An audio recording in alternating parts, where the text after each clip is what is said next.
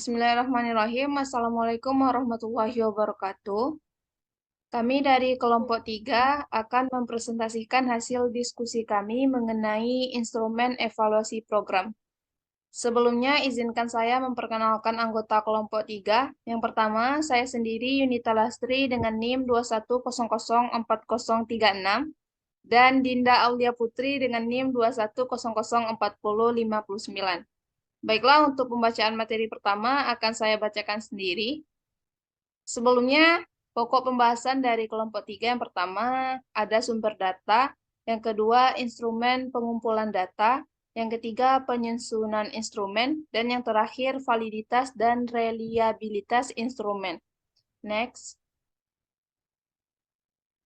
Baiklah, yang pertama sumber data dalam evaluasi. Menurut Ari Kunto dan Jabar tahun 2009 halaman 88, sumber data dalam evaluasi program dikenal dengan istilah 3P. Rinciannya adalah sebagai berikut. Yang pertama, person.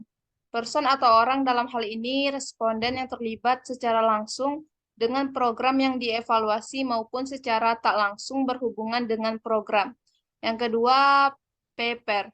Paper atau kertas dalam hal ini bukan hanya dibatasi pada dokumen dalam bentuk kertas saja, tetapi lebih dari itu adalah segala bentuk simbol berupa grafis, tulisan, gambar, tabel, dena, motif, dan sebagainya.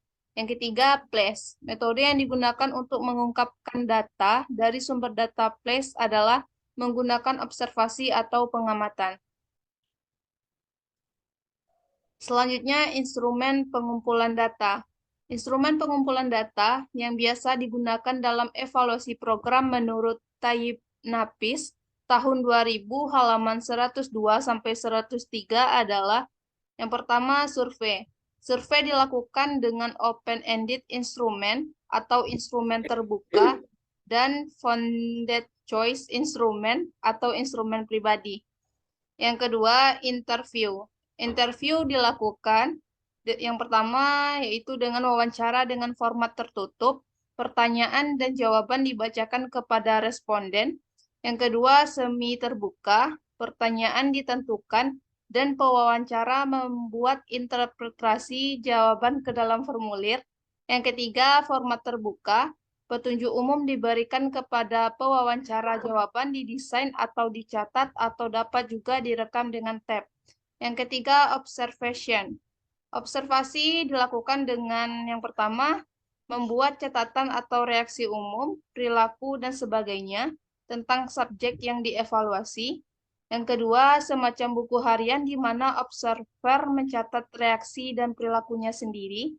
Yang ketiga, di mana setiap perilaku khusus dihitung, dilakukan untuk merekam perilaku tertentu dalam tempo waktu yang telah ditentukan. Dan yang keempat, di mana perilaku diamati, digolongkan ke dalam kategori tertentu untuk membuat rekaman tentang perilaku yang telah ditentukan dalam waktu yang telah ditentukan. Yang keempat, tes. Tes dilakukan dengan yang pertama ada tes pilihan ganda, yang kedua tes benar atau salah, yang ketiga tes menjodohkan, yang keempat jawaban pendek atau mengisi, dan yang kelima tes uraian.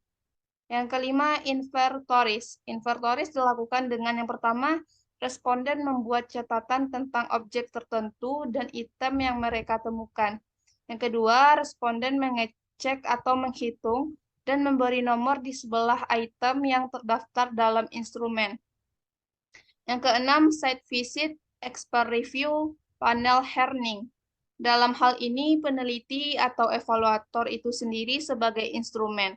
Instrumen bentuk ini berupa para ahli, wakil konsumen, anggota atau karyawan, publik, orang tua murid, dan lain-lain yang terlibat dalam suatu program. Beberapa instrumen yang digunakan dalam evaluasi program sebagai berikut. Yang pertama, kuesioner.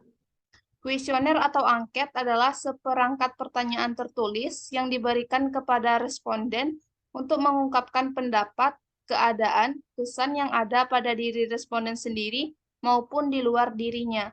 Yang kedua, wawancara. Wawancara merupakan instrumen pengumpulan data yang mengkehendaki komunikasi langsung antara peneliti dengan subjek penelitian. Dalam wawancara, biasanya terjadi tanya-jawab yang berorientasi pada pencapaian tujuan penelitian. Yang ketiga, observasi. Observasi yaitu pengamatan secara langsung terhadap proses yang berlangsung di setting program yang dievaluasi. Observasi dapat dilakukan terhadap klien terkait proses, aktivitas, dan interaksinya. Observasi dapat dilakukan menggunakan daftar cek atau checklist, ataupun catatan terbuka atau tulisan bebas. Yang keempat, dokumentasi. Dokumentasi berfokus pada objek yang diamati dalam bentuk dokumen. Dalam hal ini, dokumen dalam evaluasi program bukan hanya berupa dokumen dalam catatan tertulis, baik yang tertera pada surat keterangan, artikel, cerita, buku, arsip administrasi, maupun yang tertera pada manuskrip atau manuskrip.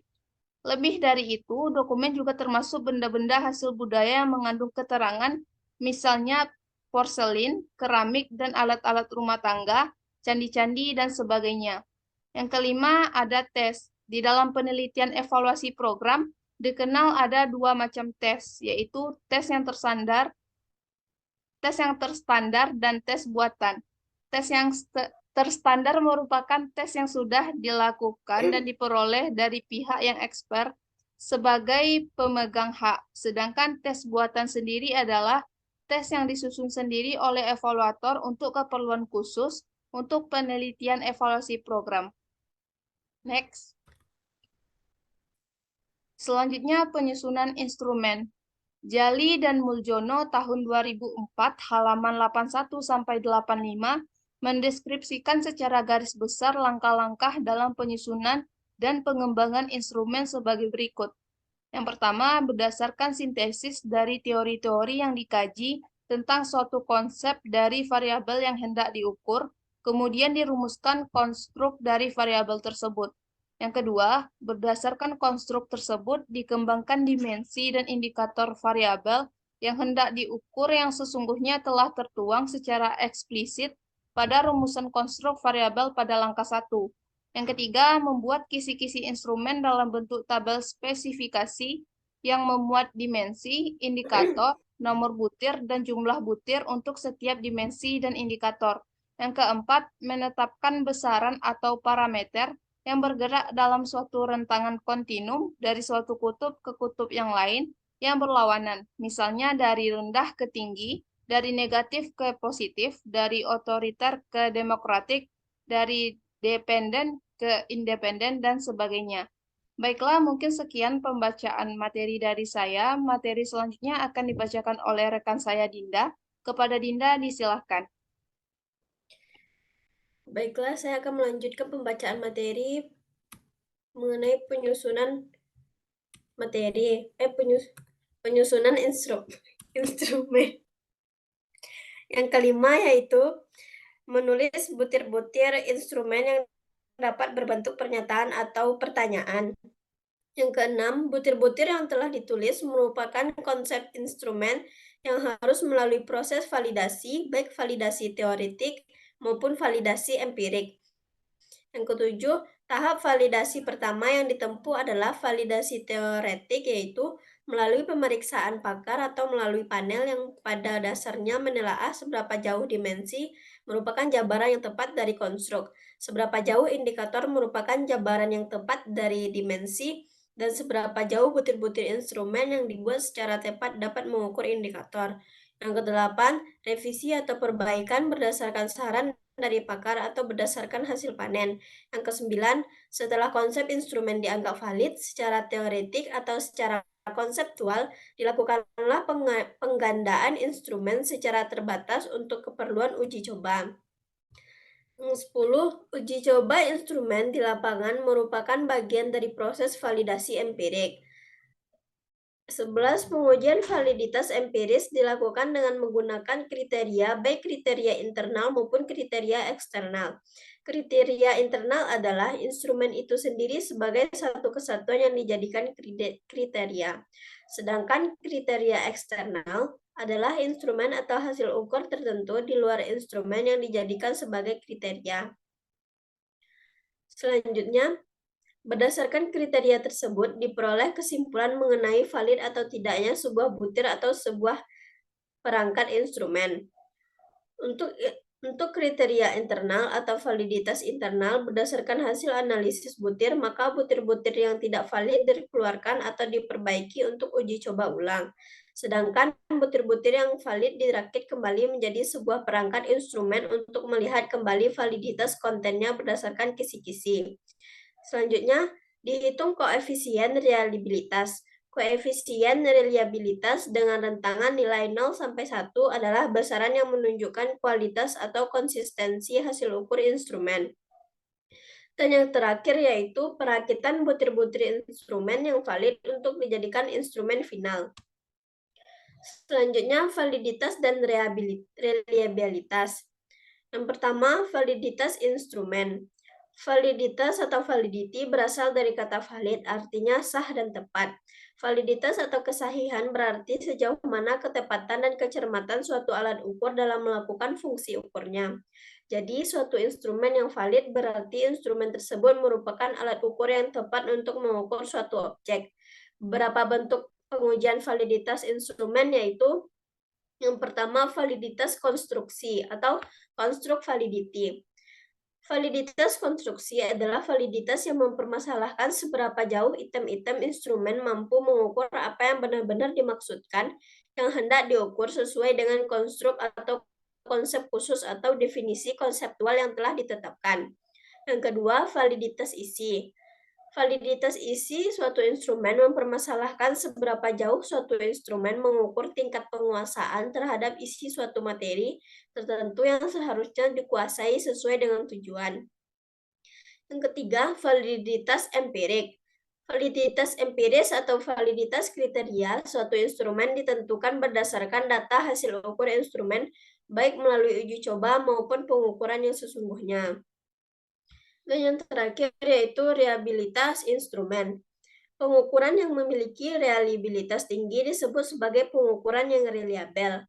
Reliabilitas memiliki istilah atau nama lain seperti keterpercayaan, keterhandalan, keajegan, kestabilan, konsistensi berdasarkan arti kata tersebut. Maka instrumen yang reliabel adalah instrumen yang hasil pengukurannya dapat dipercaya. Salah satu kriteria instrumen yang dapat dipercaya jika instrumen tersebut digunakan secara berulang-ulang hasil pengukurannya tetap.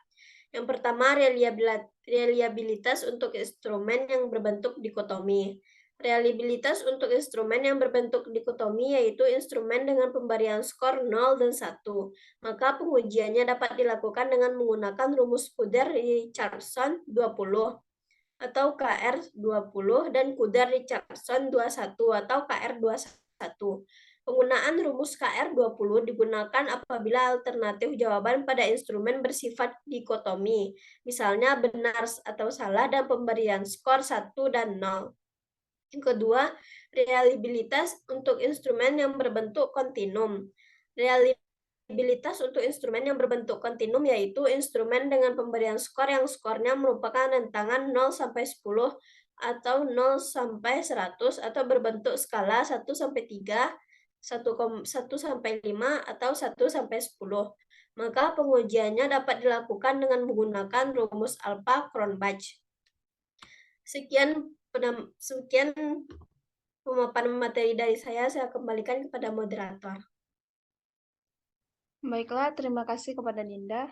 Mungkin sekian presentasi dari kelompok 3. Mohon maaf apabila ada kesalahan dan kekurangan. Saya sebagai moderator, mohon maaf apabila ada kata-kata yang salah. Saya akhiri presentasi dari kelompok 3 dengan membacakan hamdalah. Assalamualaikum warahmatullahi wabarakatuh.